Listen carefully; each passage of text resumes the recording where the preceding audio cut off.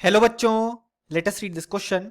This question says the oxidation state of निकल इन NiCO whole 4 is.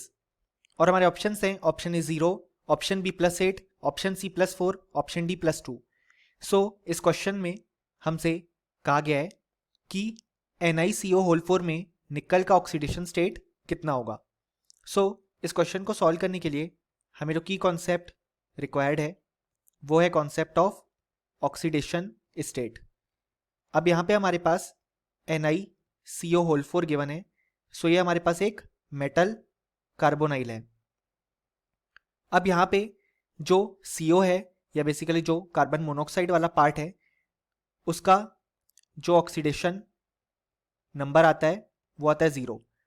इसे हम देख सकते हैं ऐसे कि हमारे पास जो CO है उसका स्ट्रक्चर अगर हम ड्रॉ करें तो वो होता है C+O एंड देन एक कोऑर्डिनेट बॉन्ड होता है फ्रॉम ऑक्सीजन टू कार्बन. अगर हम इसे नॉर्मल तरीके से ड्रॉ करें तो यहाँ पे 3 बॉन्ड्स आ जाएंगे और यहाँ पे जो लोन पेयर ऑलरेडी प्रेजेंट है वो प्रेजेंट रहेगा.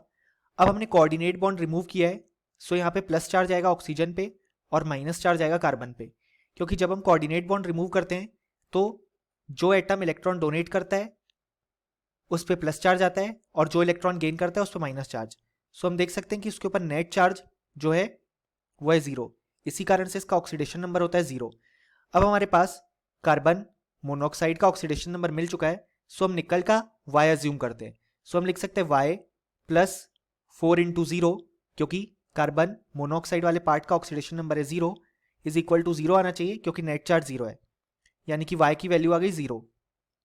सो इस केस में निकल का ऑक्सीडेशन स्टेट है 0, यानी कि ऑप्शन ए बिल्कुल करेक्ट हो जाएगा और option B, C and D incorrect हो जाएंगे.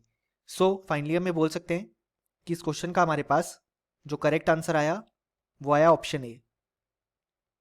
Hope you understood it well. Best of luck.